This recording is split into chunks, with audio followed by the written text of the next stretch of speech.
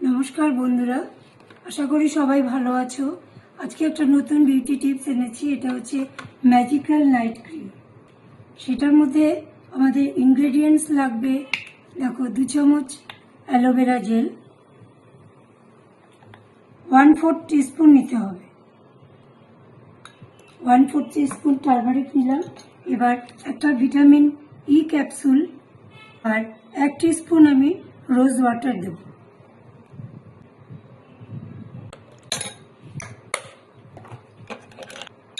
এবার দেখো সবগুলোকে খুব ভালো করে মিক্স করে দিতে হবে।